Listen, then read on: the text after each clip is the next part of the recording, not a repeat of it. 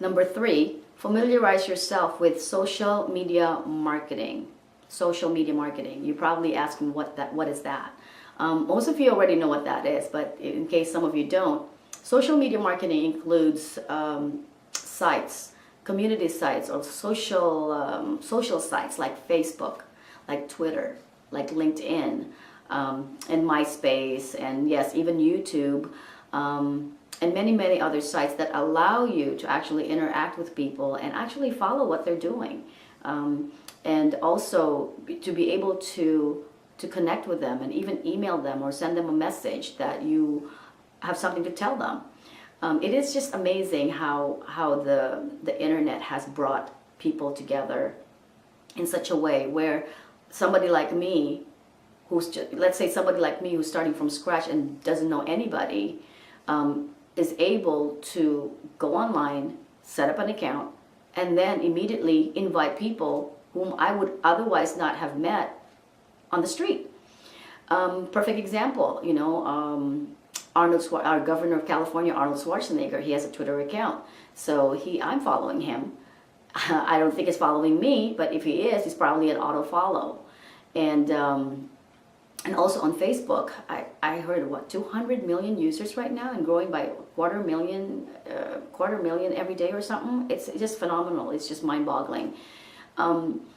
You need to be able to learn what these social medias do and what they have to offer, because if you're going to be a relational marketer, you need to be able to connect with people online and offline. And to connect people with online is no longer just limited to email marketing. You need to be able to function also with social media marketing.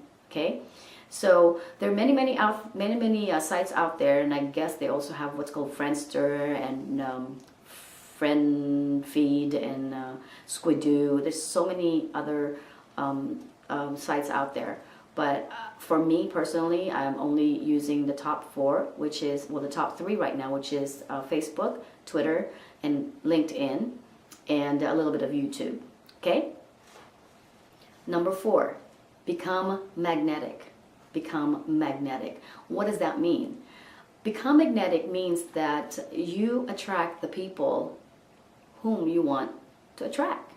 The people whom you want to be able to share your product or services to.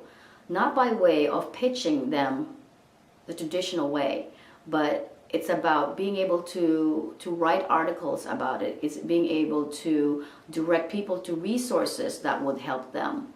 And the more you give without want, the more you get what you want.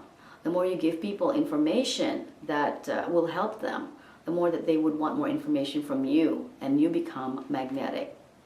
Also, being magnetic is a result of a conscious decision to develop yourself personally and mentally and emotionally, spiritually. It's a package. It's a man. It's a whole man, basically. So ask yourself, where am I lacking? Am I lacking in mental development? I sure hope not. Or am I lacking in emotional and spiritual development? Because to become magnetic is not, I don't think people are born magnetic. It's a learned process, and it's a conscious decision that you make to become magnetic. People like to follow leaders, and depending on what industry or services you are offering, product or services you are offering, you need to be able to show people that you are somewhat knowledgeable or somewhat an expert there, because otherwise there's so many options out there. So to stand out, you need to do what you can. Read books, ask people, and do your own research. And do your own research on what resources you can give out to those people who might be needing your product and services as well.